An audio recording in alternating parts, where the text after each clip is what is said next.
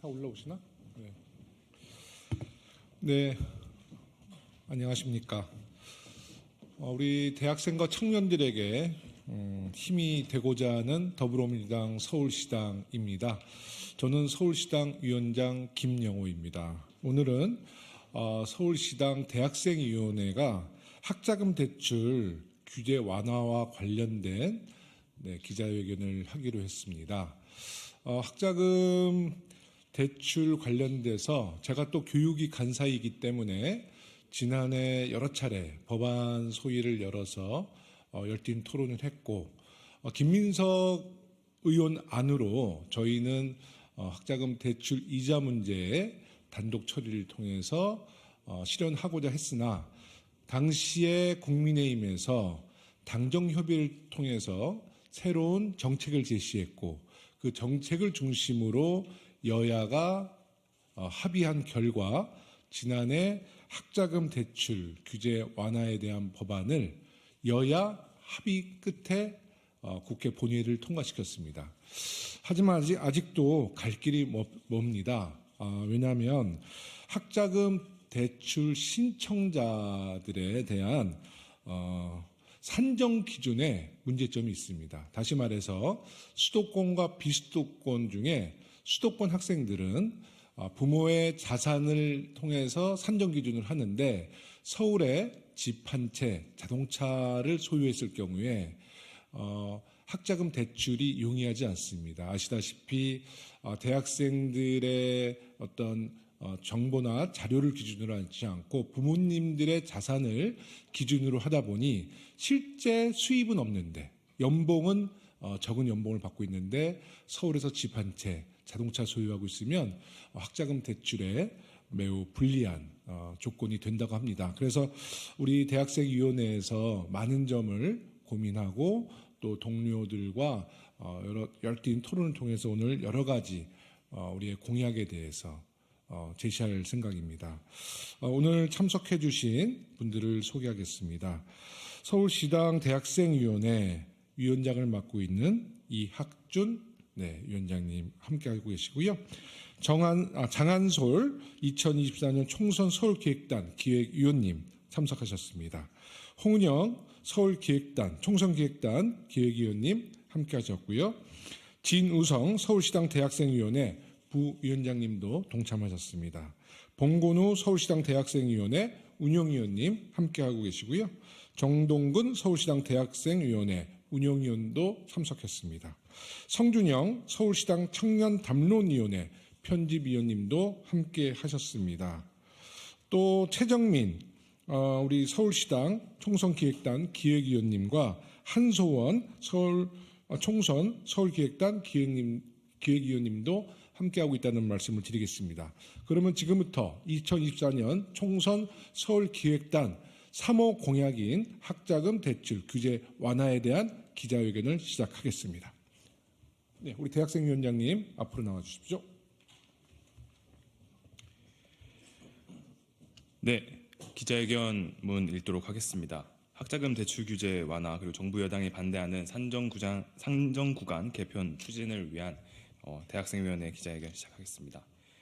대한민국에서 대학생으로 사는 것은 정말로 어려운 것 같습니다. 2020년 기준 대학생의 월 평균 생활비는 주거비 제외해서 59만 2천 원입니다. 2023년 기준 서울 주요 대학가 원룸의 평균 월세는 59만 6천 원입니다. 2022년 기준 대학 등록금 평균은 1년에 676만 원으로 한 달로 계산을 해보면 약 56만 원 정도 됩니다. 그렇게 대학생들이 내야 하는 돈이 평균적으로 한 달에 170만 원이 넘습니다. 80%의 대학생이 아르바이트를 해야 할 수밖에 없는 이유이기도 합니다. 4년간 평균 226만 원을 투자해서 2.9개의 스펙을 보유하고 있으며 2023년 한 해 동안 대학생들은 평균 6번의 입사 서류를 제출했습니다.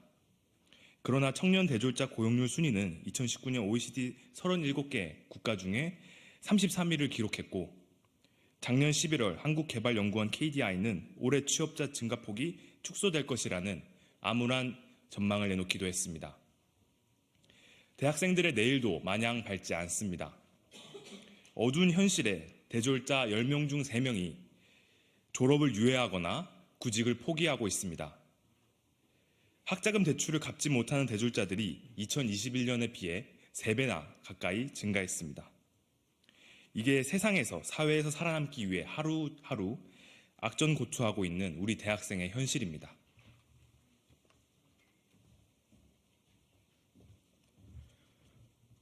더불어민주당은 대학생들의 이러한 고충을 덜어주기 위해 2021년 6월 25일 취업 후 학자금 상환특별법 일부 개정 법률안을 발의했습니다. 이후 2년 6개월간 치열한 입법 공방 끝에 지난해 12월 26일 개정된 법률이 공포됐습니다. 이를 시작으로 여러 가지 변화가 도출됐습니다.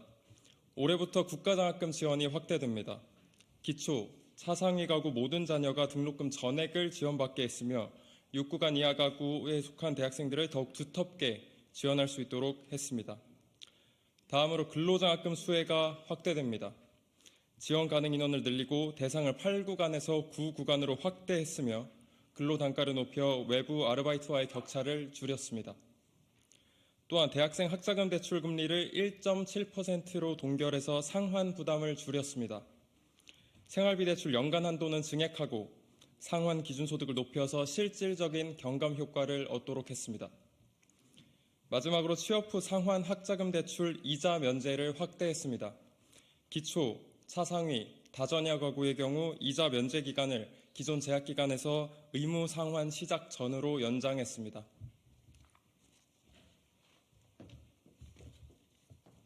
그럼에도 불구하고 갈 길이 멉니다. 정부와 정치권은 대학생 학자금 부담에 추가적인 경감을 통해 공정한 교육 기회를 제공하고 원활한 사회 진출을 지원해야 합니다. 이에 저희 더불어민주당 서울시당 대학생위원회는 다음 3가지를 제안합니다.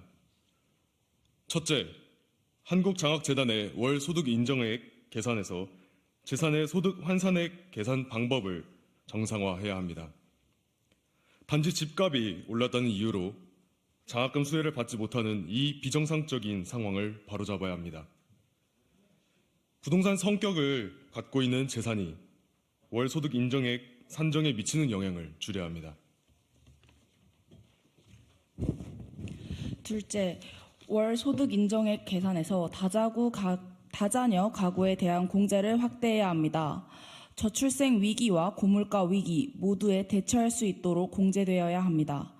다자녀 가구 기준을 3자녀 이상에서 2자녀 이상으로 확대하고 1인당 공제액을 40만 원에서 최소 60만 원 이상으로 늘려야 합니다. 셋째, 국가 장학금의 성적 기준을 완화해야 합니다. 기존 성적 기준은 아르바이트 등 생계 유지를 위한 활동으로 학점 관리가 어려운 학생들에게 가혹한 측면이 있습니다. 저소득층에 한해서 성적 기준을 폐지하거나 최소한 성적 최소 기준을 유지하되 소득 분위에 따라 성적 기준을 완화하는 방안을 도입해야 합니다. 우리 더불어민주당 서울시당은 학자금 지원 구간 산정 방식의 과감한 개편을 통해서 부모의 재산, 소득 기준에 따른 수혜 절벽 불평등을 개선하고 청년의 경제적 자립을 최우선 가치로 하는 대학생 학자금 장학금 지원 확대를 2024년 총선 서울지역 제3호 공약으로 공표하는 바입니다.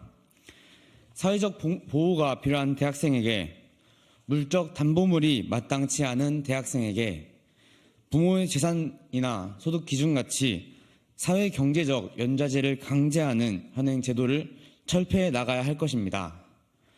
대학생 학자금과 장학금에 대한 보증은 정부의 역할이며 더 이상 대학생과 그 가정에 정부의 책임을 전가하지 말아야 할 것입니다.